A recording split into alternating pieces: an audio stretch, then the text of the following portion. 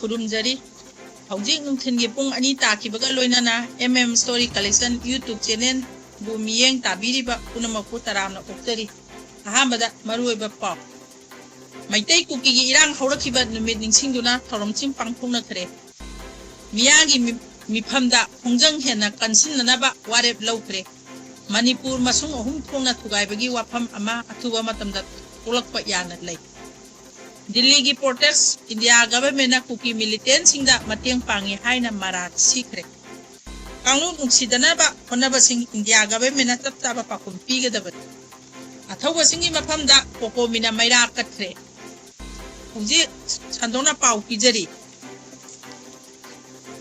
Manipur Assam amasung Tripura dagi Youth of Civil Society Organization sing amasung Maitai Mairoi singna ngasi New Delhi ki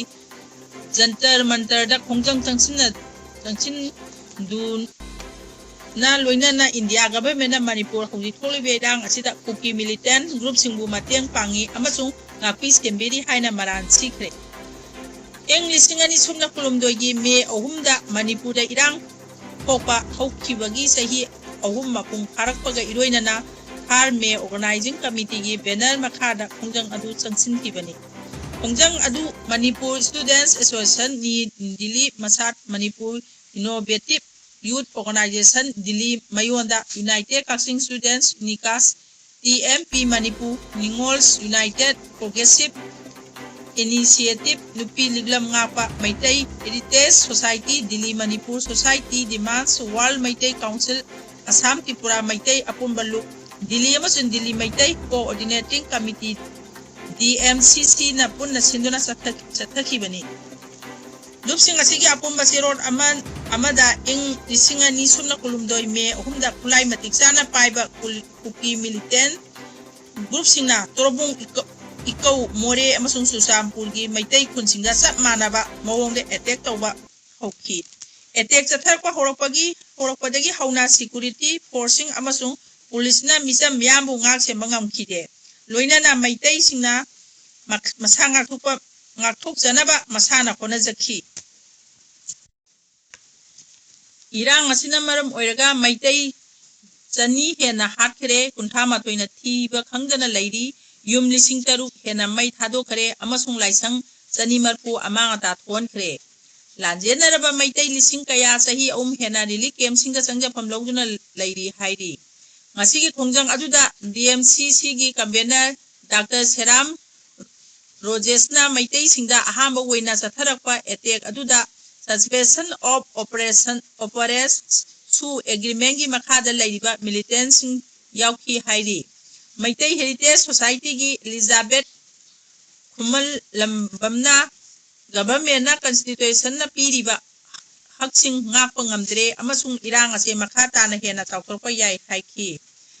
Masadagi President Lansembi Urukpurena Center da irang asi laksanaba honabagi mawong sina Manipur gi multicultural fabric thugaire haina maran siki mayondagi President Gunsemba Jengkhomna Manipur gi naron singna state asigi territorial integrity ngangnaba makhata na lepkigani haiki. Nupigi President Ranjana Longjamna Manipur gi irangda center na tumina laisiliba ase biksik bharaki wakhalon onabani haiki. Justice yaudana santi lako oitholoi haina linglam ngapagi jiten haubijamna phongdokhi. Demas Unikas Assam Tripura Maitai apumbaluki musingna victim oirabasingda chumba wayem phanganaba amasung lanjenarba singbu khunda leita hanaba demand tawki. Kuki militant group singna mateng piba khudakta lepkodabani militants network sing muthalu law and order hanjilu victim singda kangnaba matangi manungda justice phangalu amasung Manipur da santi hanjanaba asepa phirep lauduna thabak tawgadabani haina su loop sing asina demand tawki. Nakala maromda Manipur da leiba Maitai da atamnana pirakpa sapuna sahi ahum surakpa ningsing thoram ama Manipur ge advance consortium silongna sinduna silongi laitung khraba leiba phunga heritage da ngasi ayu pangthoki hairi. Thoram aduda Manipur amasung Maitai chatkadaba maikai haiba iram asida khana nainabagi thoram ama pangthoki. Irang asina horokpadagi laikhidraba thawai singi mapamda ikai khumnaba utuna minute ama tumina laiki amasung mairai kakki hairi Bangalore da su masing yalaba Manipuri singna solidarity protest pangthokre Karnataka Maitai Association Manipuri Maitai Association Bangalore amasung Bangalore Manipuri Students Association na punna sinduna pangthokiba thoram aduda Maitai sing Naga sing yauna punna miwai chahumlom hemana saruk yaki Khongjangda saruk yakibasina leikhidrabasingda ikai khumnaba utuna maira katki hauji state asida tholiba irang asi loisinanaba India government na honadaba amasung center amadi state government animangna lokhapam thokpa thabak lokhatana tumina yengduna leitholi haiduna kholaw kaya su lawki Tinkiba miyam aduna illegal immigrant Kuki militant group singa sathanariba su agreement handongnaba amasung makhoigumba arm elements sing Manipuri lemaidigi lokhokadabani illegal immigration gi watho loisinaba matam sangna sanaba yaba thorang paikhatkadabani NRC khudakta chathagadabani haina demand tawki loisilakpada irang asida laikhidraba misam miyangi thawai singi maphamda ikai khumnaba oina mini ani tumina laikhi Kokomi Coordinating Committee of Manipur Integrity na sinduna ngasi sahi ahum sapchana mapung pharaba Manipur gi irang asigi matangda miyangi mifam pangthokre Kokomi gi lising makhada sin Kuki narco terrorist na ngasi phawba atarakham laitana landaduna miyangi punchi temchinnarakpa asigi mayokta sangchiliba khongjang asi lepa laitana makata na sangsinbaga loinana ihau asi democratic oiba mawongda hena kansinnabachu warep lawkhre ngasi imphagi palace compound da laiba boyai masumang lila sanglenda pangthokiba miyangi mifam aduda lamdam masigi tongan tongamba phuruk kangloki luchingba organization gi luchingba amadi akanga hei kayana saruk yakhi Kokomi gi convener YK Direna chairman amadi Imphal College gi political science department gi hanagi head AK Chetharjina moderator to oiduna pangthokiba mifam aduda Manipur amasung masung thongna thugaibagi wafam ama lagliba tha longi asigi manungda soidana tholokpa yabagi chingnaba sauna lei haiba wafam Manipur gi secretary to governor oramlaba retired IAS SRK nimaina phungdokhare asigi mifam aduda Manipur da tholiba sahi pharaba crisis asigi matangda akhang ahei amadi leaders na magi oiba wakhalon sin puthoktuna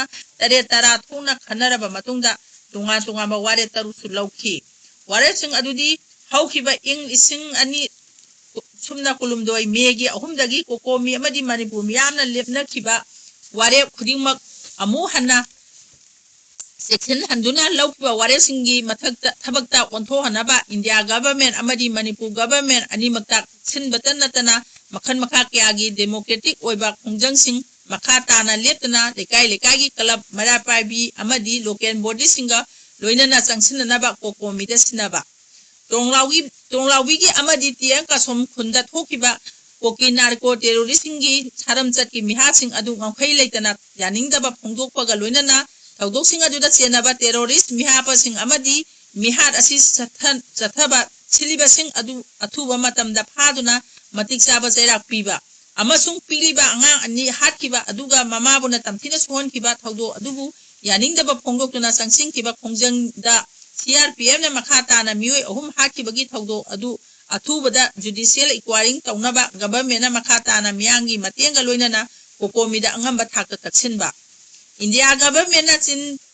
Kuki narco terrorist sing sinaduna mateng atat akham laitana landaduna miyangi punsida timsinnarakpa asigi mayokta Kokomi gi lising makhada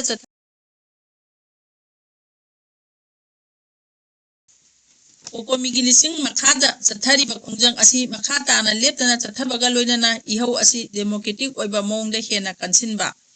haugiba epin kumangada Kokomi na lebang miyanga loinana lengakta hangkiba wahang tereki pakum adu peningai oidaba maramna wangching adu ngasigi miphamna dimal oina lengakta thamba mafam amasu matangi matung ina mathau tarabadi akhang ahising community leader amadi IDP gi mahut yauraga Kokomi gi mihusing yauba miyangi delegation team ama semduna chief minister na luchingba kangbu amadi India government gi central leader singa unaduna phaminaraga khanaba amasung miyangi awaba kongnaba honabagi thabak thorong kaya pakthok hanba taruk suba aroiba warepta sahi khudingi ngasi gi numit asibu narco terrorist na malengi tungan ba leibak singda misam miamu oliba amasung leibak kaya gi politics yoksinduna narco manigi matiangna election da makhoigi agency na miyagi mihut saduna vote kahalaga leibak kangkong chai haliba kaya asigi mayokta malengi miyam punamakta khanganduna narco terrorist asi punna thengnamina kholaulauba numit wehenba Manipur su government of Indiana tong silaga misam miyambu ot nairiba ase malengi mipung khudimakta khanghan naba sahi khudingi me ahum asi anti narco terrorism de haina laktokna basulep nakhi loina na UN amadi masiga mai leinaba organization singda me ahungi international anti narco terrorism de haina laktokpina ba taksin ba hairiba warising asi lauki miyagi mifam aduda wangangloi oina wangangla duna RK ni maina hai Manipur da tholiba irang asi ningthina sem saraga changsilakpani aikhogi mathakta sathariba lan ase lalong ningthina yalaga changsila I haiba asidi mayek yamna senglaba wafam amakhangni aikhoi su masi yamna strategically thengnaba mathau tai irang asi hek khoropadi hauna hauju phawba ase aikhoi strategically thengnadri sahi ahum asida aikhoina tawriba asidi makhoigi maikaidagi attack tawrakpa mihan mipun tawrak laba matamda reaction khaktamak pibani mina strategically changsilakpa ase aikhoina reaction khak tawraga thengnabadi yaroi haiba wafamsu RK ni maina thamki matang sida miyeng tabiriba punamuku amuka hana khurumjari